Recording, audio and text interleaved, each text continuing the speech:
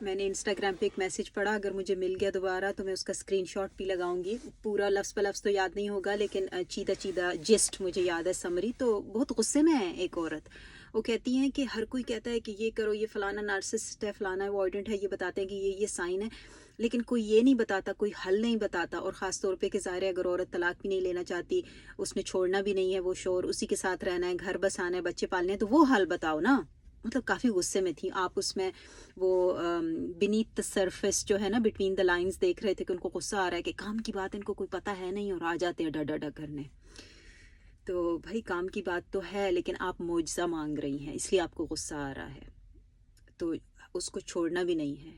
کوئی اور دروازہ بھی نہیں کھلا، آپ کی چلے گی بھی نہیں، آپ کے ہاتھ میں کوئی پیسہ بھی نہیں، کوئی ہنر بھی نہیں ہے، اگلا بندہ تیار بھی نہیں ہے. دا مین چیز جو ہے نا، دا مین تھنگ کہ وہ آپ کے ساتھ مل کے کام کرے. تو آپ بتائیں نا، آپ کا دماغ ایک کہتے ہیں ہوش و حواس میں یہ ایکسیپٹ کرتا ہے کہ دنیا کا کوئی بھی آدمی، چاہے وہ میں ہوں کوئی اور ہو، آ کے آپ کو ایسی کوئی جادو کی چھڑی دے دے گا کہ آپ کا شوہر ٹھیک ہو جائے گا.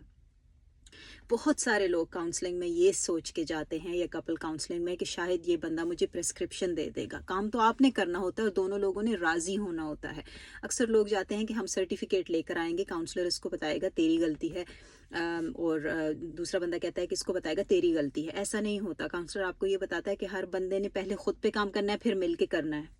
تو جو سچویشن آپ بتا رہی ہیں، اگر کوئی بھی دروازہ کھلا نہیں ہے تو ہم آپ کے لیے آکسیجن کہاں سے لے کر آئیں؟ ہم تو پھر آپ کو آکسیجن ٹینک ہی دے سکتے ہیں.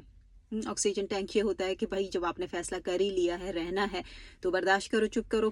پھر بینڈیڈ لگاؤ روز صبح اٹھ کے. کچھ لوگوں کی بینڈیڈ یہ ہوتی ہے کہ کہتے ہیں کوئی بات نہیں ہے بھیا، ہم رو لیتے ہیں نماز میں، اسی طرح دل کو سکون آ جاتا ہے، اور کیا کریں. کچھ لوگوں کی بینڈیڈ یہ بھی ہوتی ہے کہ کہتے ہیں ہم نے اپنا دماغ بنا لیا کہ کوئی بات نہیں ہے، جب بھی مارے گا میری پسلی ٹوٹی ہوگی. اور یہ بات میں نے خود اپنے کانوں سے بہت خوبصورت عورت کے منہ سے سنی ہے کہ کوئی بات نہیں، جب پسلی ٹوٹ جاتی ہے تو میں نے بنا لیا ہے ذہن کہ ماں باپ کے گھر جا کے 3 مہینے رہ آتی ہوں، تھوڑا درد کم ہو جاتا ہے تو واپس آ جاتی ہوں.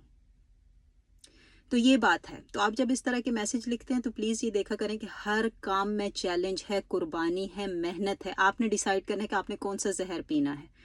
یہی والا پینا ہے تو چپ کر کے اپنا زہر ڈیسائیڈ کریں اور اپنے لیے کوئی بینڈیڈ ڈھونڈے روز صبح اٹھ کے. نہیں تو جو دوسری طرف والا راستہ ہے وہاں پہ ایسا نہیں ہوتا ہے. دنیا معجزوں پہ نہیں چلتی ہے.